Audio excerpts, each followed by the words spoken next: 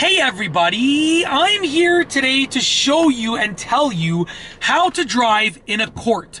Now a court is a very specific type of street that generally speaking has a cul-de-sac. Now basically it's just a regular street and then all of a sudden the street just kind of opens up into like a big circle, into a big bubble. And that bubble part is called the cul-de-sac. And that's where people struggle. Most people know to drive on the beginning of a court street because you're just driving on the correct side of the road, which in my case is the right side of the road. But when you get to the cul-de-sac, it's just a little bit more difficult. Now, I'll be doing this from the perspective of driving on the right side of the road. If you drive on the left side of the road, you're basically gonna have to reverse the instructions. But generally speaking, this is gonna be a right side of the road tutorial, but you can manipulate the instructions if you drive on the other side of the road. All right, let's get right into it.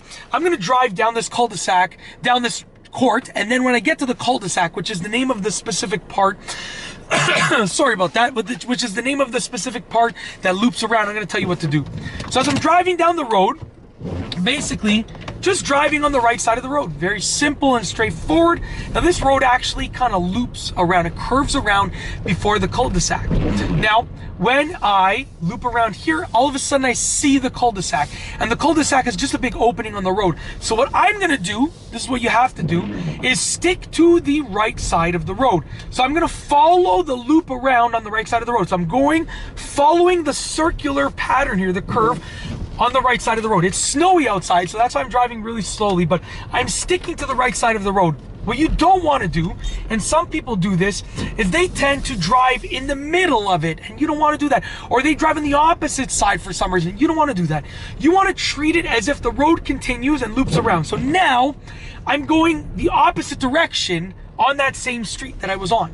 That's how cul-de-sac works. Basically, you drive down, you loop around, and you end up going in the opposite direction. So what I'll do is I'll turn around, turn the car around, and we'll do it one more time. Let's go ahead and turn the car around, pull into this little driveway over here, reverse out. We'll do like a little 3-point turn over here, and we're gonna turn the car around. So, once again, driving on the road, sticking to the right side. As I'm approaching the cul-de-sac, well, I'm gonna go through this curve firstly, because this isn't the cul-de-sac yet. But now that I see the cul-de-sac, I'm gonna basically follow it around. So I'm sticking close to the curb. Like I'm not going in the middle where the big opening is. I'm sticking close to the curb. Now, some people will recommend that you signal.